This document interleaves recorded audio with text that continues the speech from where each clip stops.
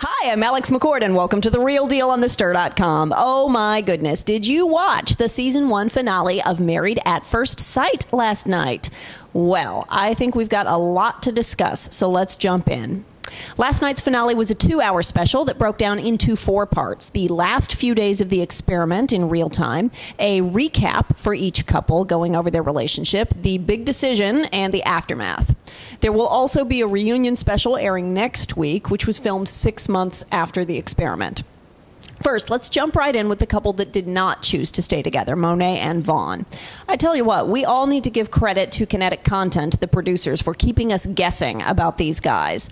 Up through episode 8 out of 10, I thought, and I'm guessing you did too, that these guys were doomed. Last week, however, we saw a dramatic turnaround that made me wonder whether this couple had been edited with a negative slant all season, only to burst out triumphant at the end. In hindsight, what we saw last week was an episode-long version of a commercial cliffhanger. Will they or won't they? And add to that every expert reminding us how compatible Monet and Vaughn are, and we could all be forgiven for wanting a happy ending for these two. This week, we saw Monet cook for Vaughn, and despite some singed potatoes, a nice meal together. And wasn't it interesting that out of all the couples, Monet and Vaughn walked into that final decision meeting with smiles on their faces? Relaxed.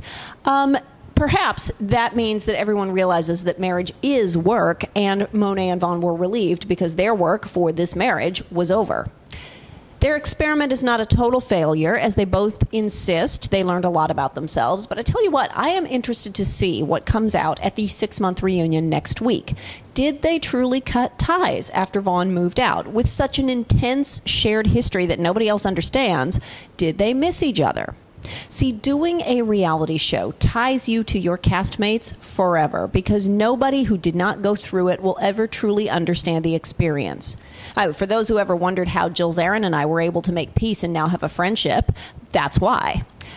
Now think about this. Monet and Vaughn decided to get divorced, and then the show started airing, and they had to do press for it. Would that have brought them back together? Made them reach out to one another? Then come the reunion, and they're faced with each other again. What do you think happened? As one who has been through it, I can tell you that watching yourself have therapy on television is a whole new round of treatment. And if you're not edited into a box and whatever happened is not fictionalized for storyline, watching yourself do anything is a learning process. It's why athletes watch tapes of themselves playing. Watch yourself in action and learn from it. It's a powerful reason for agreeing to do reality TV, as long as you choose a show that shows the real you. Without knowing these couples personally, I can't say whether they feel they were honestly depicted, but I'm hoping that they all learned something about how they react when challenged, about how they fight, about how they address or avoid conflict. Now, getting back to Monet and Vaughn specifically, I would not be surprised if over the course of the show airing, there had been some sort of reconciliation, even if short-lived. But we'll have to wait until next week to find out what happened. Meanwhile, I have to tell you, I was terrified for Courtney at one point, watching Courtney pour her heart out to Jason and watching Jason pull back and close off. I was engaging in couch panic here at home. I wondered whether Jason would perceive Courtney's desire to stay together as pressure for him to cave and agree. When Courtney read her pre-experiment diary to Jason, it felt to me like outreach to let him know that she hadn't always been confident and full speed ahead. It was really interesting to hear that her family did not want her to do this show, but she went against them and did it anyway. And we see Jason going on a journey from worrying that the relationship is too good to be true, to marveling that a month seemed like years, to finally owning his guarded behavior. In the end, I don't know how anyone could not say yes to Courtney.